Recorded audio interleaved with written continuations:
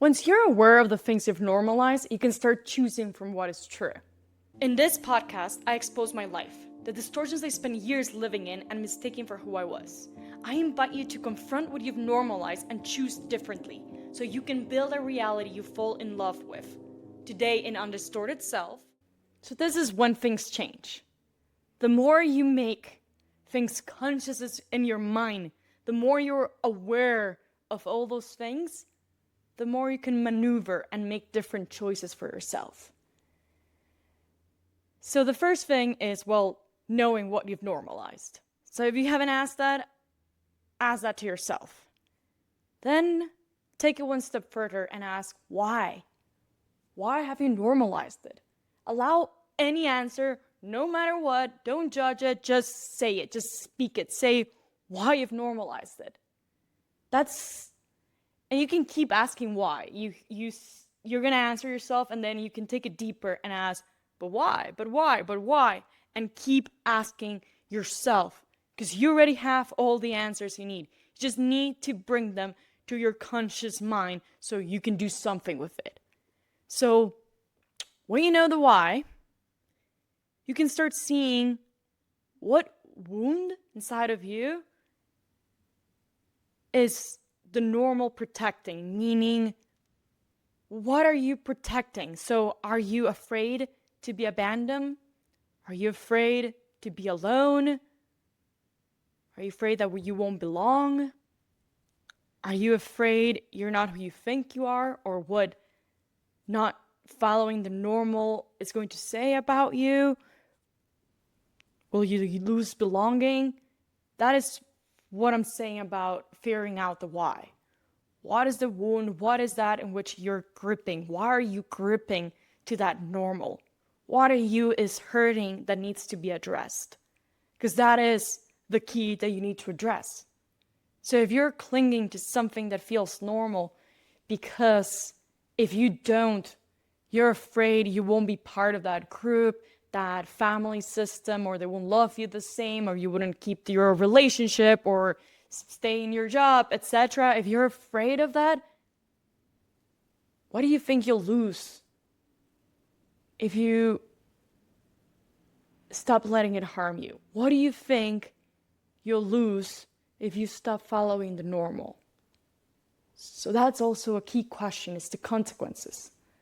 Because usually we don't change or we don't move because we're afraid of the consequences. And the consequences are going to be literal, as in actions, external actions, behaviors, things we can see that other people is making or we are going to make. Those are the consequences that you can observe and do something with. But behind every consequence, there's a reason. And there's usually psychological reasons, and it's like goes back to the wounds. So ask yourself, what is the consequence you're so afraid of? Doesn't mean that that's actually going to be the consequences. But what do you think will be the consequence? What do you think will happen if you stop accepting the normal? Will they break up with you? Will you be alone? Will you have to accept that you don't belong there? What is it? Any of those answers, any at all, any answer is completely, you need to allow it, allow yourself to respond. And knowing that answer can help you actually look for ways to heal it. We go for life with, obviously, everybody has had a lot of harm done to them. Absolutely everyone. And there's a lot of fears and wounds that we have, and we'll always have unless we do something. And most people spend their lives living it more externally and trying to see how to feel those wounds, feel those gaps inside themselves with external things. That means if you don't want to be alone, what do? You go find a bunch of people, you're always surrounded with people, and so you never feel alone. That is one way to look for it externally. And I am not saying that is good. That is what most people do to cope with their wounds. the things that hurt. They want to belong. They might not love themselves fully, so they look outside like for attention and to be praised and everything, so they can see like other people love me. But that's usually communicating what you're not giving to yourself. And it doesn't mean that it's not good for people to love you and like, no. It means you need to give it to yourself first. You need to love yourself, respect yourself, be friends with yourself. You need to belong to yourself, be your own home, your container, your safety. Feel safe within yourself. So then you're not choosing things external to fill those gaps, those wounds. You're not attracting all that is harming you, but accepting it because it makes you feel like loved, or it gives you that kind of feeling that that wound is being addressed. That is the biggest harm. And you can go to therapy and take it there and address it and work through it, write about it, etc. But you need to be aware of it. So once you're aware of the consequences you're afraid of, the why, and what exactly you've normalized, you can start realizing that it's always good to collect evidence.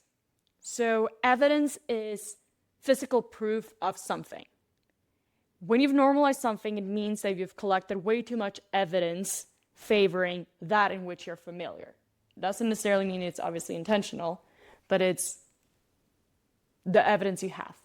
So when you're starting to change and you don't want to keep accepting the normal, you need to collect evidence on the contrary. So if you're not create scenes, like if you want to, let's see an example. If you feel most people don't thank you enough for what you do, maybe your circle around you doesn't see it or doesn't value it. Doesn't mean that everybody else will not value it. So you can do tiny little things for other people. And you might be surprised. You probably will be surprised. They'll start saying thank you and showing gratitude and stuff that you're not used to. Or if you're used to not really receiving much support, you can start accepting it in places with people that are not the usual, let's say.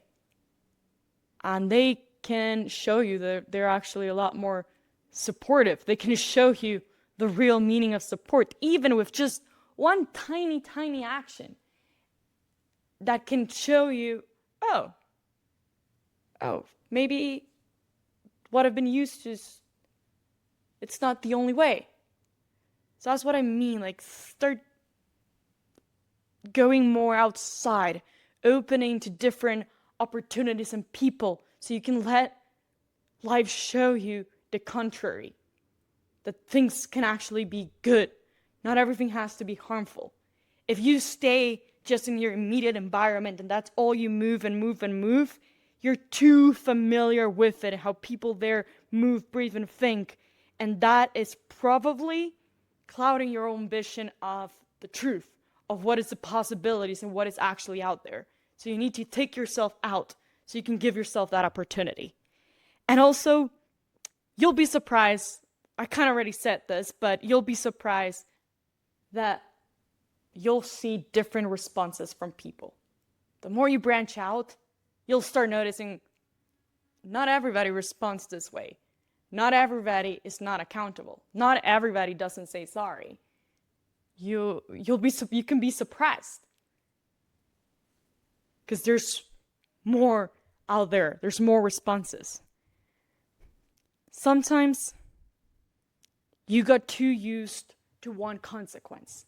So maybe growing up, for the example that I had in the previous episode about the lack of accountability from my parents, whenever I did mention something was harmful or hurt me, it usually didn't have good consequences at all. Whenever I spoke up, never good consequences. I would mostly be blamed, or, the accountability, the burden would be passed on to me, and I would be back and feeling worse than I was before. So I learned that speaking up had bad consequences. And sadly, I got too used to that. And too late, like many years later, I I did say what was hurting. I was already working a lot on myself, and I was trying to speak up and say things that were hurting me instead of just sitting with my pain endlessly until I couldn't take it anymore, because that was harming me way too much. Obviously not good, but I had learned that too early on, and I wanted to break it. So I started practicing, okay, if this hurts, I communicate it. And I started communicating it, and I was surprised of the response. It didn't have any more negative consequences. And I realized that I was so afraid of saying how things hurt me because I related it so much to negative consequences that I immediately thought that whenever I spoke up, there was going to be negative consequences everywhere. And that was completely mistaken. That was just one example. That was just one big example early on in my life. And I had clouded everything with that rule or that belief. And then when I started saying, I realized that you're not met all the time, but there was different responses. I didn't end up carrying the burden anymore, feeling worse by having spoken up. I actually allowed myself to not stay with the pain or the hurt for longer. I allowed it to leave my body and not be the only one carrying it. The responsibility then was dispersed. And I was shocked. I was shocked that I could finally speak up. And the more I did it, I kept doing it, obviously, every time that something bothered me or something started speaking up, and getting used to that. So that became my new normal. Not silencing, actually speaking. So that's a thing you can do, because you can realize that what you're afraid of, the consequences you're afraid of, might actually not be the consequences you're going to run into all the time. And you need to put yourself out there so you can see, like, that's not how they responded, and keep teaching yourself the opposite of what you had normalized. So you normalize something that is actually beneficial for you, not harmful. And when you're also trying to move away from what you've normalized, remember that the normal doesn't mean that everything is that way. In the sense that there's always outliers in anything. There are always outliers. And maybe around you, your friends, your family, whatever, the circle you're surrounding yourself, they might behave at a certain way. But if you go one step further, you might see that there's many people that have followed completely different life paths. You just need to branch out. There's always outliers in absolutely everything. And you can find those people. Yeah, it might take you a little bit to get out of your comfort and where you're at, but they exist. Outliers exist. The normal doesn't mean safe or good or healthy. And the more we just accept it and stay in it, the more it keeps continuing and growing and trapping more and more people that keep getting that label, normal, and the less the reality, not only ours, but the world's reality, doesn't change. So instead of following what is normal, follow what is true for you and what is actually beneficial and healthy, not harmful.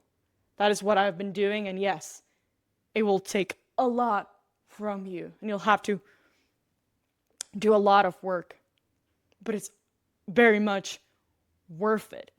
It opens your entire mind to a whole set of different normals. Because what is normal for you is probably not normal for me. Remember that. It's not a standardized rule and everybody has to live this way. No. So I'm going to ask you, what feels true to you and what will you do to follow it?